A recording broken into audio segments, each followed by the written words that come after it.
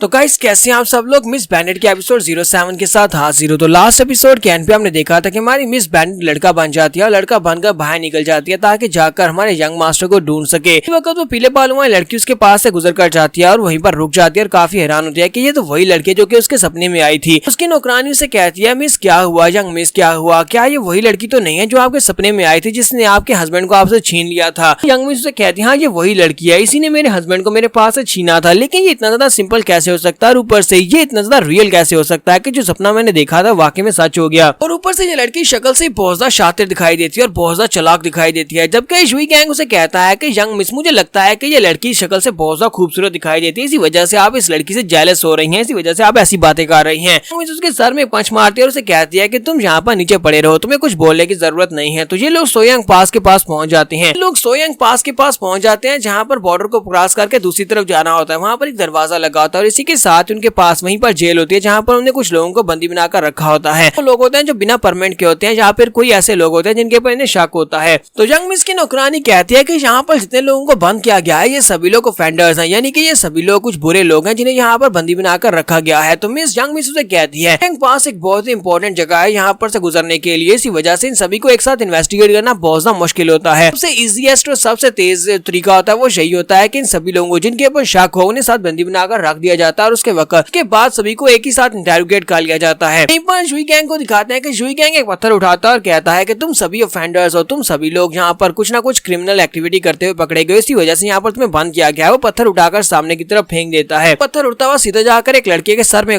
लगता है जिससे वो बेचारा लड़का वहीं पर गिर जाता है। उसे कहती है, जुई गैंग तुम्हें क्या हो गया है, तुम ये किस तरह की गंदी हरकतें कर रहे हो, तुम्हें किसने कहा कि पत्थर उठाकर उसकी तरफ फेंको। जुई गैंग उसे कहता है कि मिस ये सभी लोग बुरे लोग हैं, अगर मैंने इनमें से किसी को पत्थर मार भी दिया है तो इस बात से क्या फर्क पड़ता है। और ऊपर से ये सभी लोग बहुत ज्यादा शोर भी मचा रहे थे। तुम्हारी मिस बैंडेड वहाँ पर सामने की तरफ देखती है जिस लड़के को पत्थर लगा था। वो उस लड़के को देखने के बाद अपनी नौकरानी से कहती है, जाओ मिमी चलो जल्दी से वहाँ पर जाओ और जाकर उस गार्ड से बात करो, उस गार्ड से पूछो कि इस लड़के ने कौन सा क्राइम किया है। इस लड़के ने कोई छोटा मोटा क्राइम किया तो फिर उसकी बेल करवा देना और उस लड़के को निकाल कर लेकर आओ। किंग मी उसे कहती है, लेकिन यंग मिस आप उस लड़की की मदद क्यों कर रही है। तो हमारी हीरोइन उसे कहती है, क्योंकि मुझे वो शक्ल से अच्छा इंसान दिखाई देता है, इसलिए जाओ जाकर उसकी मदद करो। तो जाओ मिमी उसे कहती है, लेकिन यंग मिस मुझे इस लॉजिक की समझ नहीं आ रही कि आपको कैसे पता चला कि वो अच्छा इंसान है। मिस उसे कहते हैं क्योंकि वो शक्ल से काफी ज्यादा हैंडसम दिखाई दे रहा है, इसी वजह से। और मुझे लगता है कि हैंडसम मर्द जो होते हैं वो बिल्कुल भी बुरे नहीं होते बल्कि वो अच्छे होते हैं। जाओ मिमी कहती है, तो बहुत ही बुरा है, पता नहीं यंग मिस को क्या हो गया है, अच्छे लड़के बुरे नहीं हो सकते, ऐसा कैसे हो सकता है। एक सीन वहाँ पर एक मॉडल का दिखाया जाता है तो वो लोग उस लड़के को वहाँ पर से आजाद करवाते हैं और उसे लेकर उस मॉडल के अंदर आ जाते हैं। वहाँ पर आने के बाद यंग मिस उसे कहती है, ये बताओ कि तुम कौन हो, कहाँ पर काम करते हो। तो वो उन्हें बात बताता है कि वो कहाँ पर काम करता है। वो कहता है कि मैं टाई मेंशन में काम करता हूँ। अपने बारे में बताते हुए कहता है कि मेरा नाम जी चिन है और मैं टाई फैमिली का एक सर्वेंट हूँ, टाई फैमिली के यंग मास्टर का। तुम लोगों का बहुत बहुत शुक्रिया जो तुम लोगों ने यहाँ पर मेरी जान बचा ली, वरना मैं वहाँ पर पता नहीं उन लोगों के साथ कब तक रहता और कब तक मुझे सजा मिलती रहती। हमारी मिस बैंडेड यहाँ पर सोच रही होती है कि मैंने सोचा ही था कि ये एक अच्छा इंसान है, लेकिन मैंने ये नहीं सोचा था कि ये टाई जी के रिलेटेड होगा, यानी टाई फैमिली में ही काम करता होगा। ये तो अच्छी बात है, इससे हम लोग टाई के बारे में इन्फॉर्मेशन ले सकते हैं। तो मिस बैंडेड उसे कहती है कि तुम तो टाई फैमिली में काम करते हो, अगर तुम टाई फैमिली में काम करते हो तो इसका मतलब यह है कि वो एक बड़ी फैमिली, वो तुम्हें सैलरी तो देते होंगे, तो फिर तुम यहाँ पर खाना चोरी करते हुए कैसे पकड़े गए। अब ये मत कहना कि तुम बहुत ज्यादा गरीब हो और तुम्हें टाई फैमिली से निकाल दिया गया है। तो वो उसे कहता है कि ऐसा तो मत कहो, ऐसी बात नहीं है। यंग मास्टर ने मुझसे वादा किया था कि वो मुझे अपने साथ इस सफर के ऊपर लेकर चलेंगे, इस मिशन के ऊपर, यानी सप्लाईज को पहुंचाने के मिशन के ऊपर मुझे भी अपने साथ लेकर चलेंगे। इस वजह से मिशन के ऊपर आने से पहले एक रात हम लोग बहुत ज्यादा पी रहे थे, हम लोग बाहर में बैठे बहुत ज्यादा पी रहे थे, हम दोनों ही बहुत ज्यादा टल्ली हो गए थे। वहीं पर पीकर सो गया, जबकि यंग मास्टर को पता नहीं कैसे होश आ गई। यंग मास्टर सुबह उठे, अपना कवच पहना और निकल गए। वो काफले के साथ निकल गए, मुझे वहीं पर छोड़ के, और साथ ही उन्होंने गार्ड्स को ये भी कह दिया कि वो मुझे बाहर ना आने दे, क्योंकि अकेले मैं उसका पीछा करता तो मैं पता नहीं कहीं पर खो जाता। लेकिन कुछ दिनों के बाद मैंने वहाँ पर से निकलने का रास्ता ढूंढ ही लिया। मैंने उन गार्ड्स को चकमा दिया और वहाँ से निकल आया। मेरे पास जो कुछ भी था वो रास्ते में खत्म हो गया, पैसे जैसे सब कुछ खत्म हो गए। इसी के साथ ही वो लड़का जोर से टेबल के ऊपर हाथ मारता और उठकर खड़ा हो जाता और कहता, ओ शिट। तो हमारी मिस बैंडेड जो होती है वो कुछ पी रही होती है, उस बेचारी के मुंह से वो सब कुछ बाहर गिर जाता है और उसे कहती है, बेवकूफ कहेंगे, अब तुम्हें क्या हो गया, तुमने अचानक से शिट क्यों कहा। तो जी जिन उसे कहता है कि मुझे कुछ बहुत ही इंपॉर्टेंट याद आ गया जो तुम्हें भूल ही गया था। मैं यंग मास्टर का पीछा करते हुए यहाँ तक आया था, यंग मास्टर के ट्रैक्स को फॉलो करते हुए मैं यहाँ तक आया हूँ और मुझे पता था कि उन्हें सोयंग पास तक पहुंचना है। सोयंग पास में यहाँ पर पहुंच गया, लेकिन उनकी कार्स का काफिला अभी तक यहाँ तक पहुंचा नहीं है। किंग ही टाउन से मुझे एक एल्डर ने बताया था कि उनके ऊपर जी-मैन के ट्राइब के लोगों ने अटैक किया था, जिसकी वजह से कुछ सोल्जर्स ने उनसे फाइट की। फाइट के बाद उन्होंने जी-रोंग की आर्मी को हरा दिया, लेकिन उसके बाद वो लोग किस तरफ गए इसका नहीं पता चला। जल्दी से भागता वहाँ पर गया, उस जगह के ऊपर पर जहाँ पर उनकी फाइट हुई थी, तो वहाँ से पता चला कि वो लोग शिनजू पैलेस की तरफ निकल गए हैं। वो लोग शिनजू गांव की तरफ क्यों गए होंगे, जबकि उन्हें डायरेक्टली यहाँ पर आना था, शोयांग पास की तरफ आना था। फिर वहाँ पर पास के गाँव में मुझे जाकर एक आंटी से पता चला, आंटी ने कहा कि वो थैंक यू गिफ्ट देने के लिए उन सोल्जर्स को गई थी, क्योंकि सोल्जर्स ने जीरोंग की आर्मी से उन्हें बचाया था। जब वो वहाँ पर पहुंची तो उसे वहाँ पर जाकर पता चला कि वो लोग तो अपने कैंप सुखाड़ कर वहाँ से जाने लगे हैं। तो मैंने उनसे पूछा कि वो लोग कहाँ पर जा रहे हैं, तो उन्होंने कहा कि वो लोग अपने यंग मास्टर को ढूंढने के लिए जा रहे हैं। उनका यंग जनरल हीमैन के ट्राइब के लोगों के पीछे चला गया, कुछ लुटेरों के पीछे गया है, जिसकी वजह से आर्मी के लोग उनको ढूंढने के लिए जा रहे हैं। वो कहीं पर खो गया है, उनका यंग मास्टर खो गया है। इसी वजह से वो शिनजू माउंटेन की तरफ चले गए हैं। वो सभी सोल्जर्स शिनजू माउंटेन की तरफ गए हैं अपने यंग मास्टर को ढूंढने के लिए। यंग मिस जल्दी से उठकर खड़ी हो जाती है और जुईयोंग से कहती है, चलो जल्दी से अपने घोड़े लेकर आओ, हमें जल्दी से जल्दी निकलना होगा। यंग मास्टर टाई इस वक्त मुश्किल में हो सकता है। जिन से कहता है, लेकिन तुम्हें यहाँ पर हमारे यंग मास्टर के बारे में कैसे पता चला, तुम्हें यंग मास्टर का नाम कैसे पता चला, क्योंकि मैंने तो अभी तक उसका नाम बताया नहीं, मैं तो उसे यंग जनरल कह रहा था। मिस उसे कहती है कि मैं तुम्हें इस बारे में बाद में बताऊंगी, हाल के लिए हमारे पास ज्यादा टाइम नहीं है और ना ही हम लोग जाकर ग्रैंडमा वू को ढूंढ सकते हैं। चलो जल्दी से हम लोग जहाँ से निकलते हैं, मुझे वहाँ पर लेकर चलो जहाँ पर लास्ट टाइम तुमने कार्स के ट्रैक्स को देखा था, वहीं पर जाकर इन्वेस्टिगेट करते हैं। इस दिन हमें दिखाया जाता है यंग मास्टर का। यंग मास्टर बेचारा एक गड्ढे के अंदर गिरा होता है, वहीं पर बैठा होता है, क्योंकि गड्ढे के अंदर से वो बाहर नहीं निकल पा रहा होता। दूसरी तरफ दिखाते हैं कि हमारी मिस बैंडेट जो होती है उस लड़के के साथ उस जगह के पास पहुंच जाती है जहाँ पर उन्हें कार्स और घोड़ों के पांव के निशान दिखाई देते हैं। वहाँ पर पहुंचने के बाद जब वो ट्रैक्स को एनालाइज करते हैं तो उन्हें पता चलता है कि ये कार्स जो हैं, यानी कि सप्लाई के सोल्जर्स जो हैं, वो सारे के सारे सोल्जर शिनजू माउंटेन की तरफ ही गए हैं। ये बात तो वाकई में उन्हें कंफर्म हो जाती है, क्योंकि ट्रैक्स को देखकर उन्हें यही पता चलता है। तो जाओ मिमियो से कहती है कि यहाँ से बीच में रास्ता दो हिस्सों में बढ़ जाता है, एक तरफ शिनजू माउंटेन है जबकि दूसरी तरफ से न्यूशन रिज है। ये तो अच्छी बात है कि वो न्यूशू रिज की तरफ बिल्कुल भी नहीं गए, क्योंकि अगर वो न्यूशू रिज की तरफ जाते तो वहाँ पर तो बहुत सारे ट्रैप्स हैं और बहुत सारी वहाँ पर गहरी गहरी खाइयां भी हैं, तो इनमें से कोई भी वहाँ पर जाकर गिर सकता था। इसके साथ ही जुई गैंग साइड के ऊपर से निकलता है और उसे कहता है, यंग मिस मैंने आसपास के एरिया को स्काउट किया और मुझे पता चला है कि यहाँ पर आसपास तो रास्ता बिल्कुल क्लियर है, यानी कि न्यूशू रिज की तरफ जो भी रास्ता है वो सारा बिल्कुल क्लियर है, वहाँ पर कोई भी ट्रैक्स नहीं है, वहाँ पर कोई भी निशान नहीं है। हम मिमियो से कहती है तो फिर इसका मतलब यह है कि हमें सिर्फ उनके ट्रैक्स को फॉलो करना होगा और हमें यहाँ से डायरेक्टली शिनजू माउंटेन की तरफ जाना होगा और यंग मास्टर में शिनजू माउंटेन की तरफ ही मिलेगा। हम उन लोगों से कहते हैं कि ये इतना ज्यादा सिंपल नहीं है जितना तुम्हें दिखाई देता है। अगर टाइजी शिनजू माउंटेन की तरफ गया होता है तो अब तक सप्लाई टीम के लोगों को मिल चुका होता और सप्लाई टीम के लोग वापस आ चुके होते, लेकिन उनके वापस आने के कोई भी निशान नहीं है। जुईयोंग से कहता है कि तुम्हें कैसे पता चलेगा कि वो लोग वापस नहीं आए, तो यंग मिस से कहती है,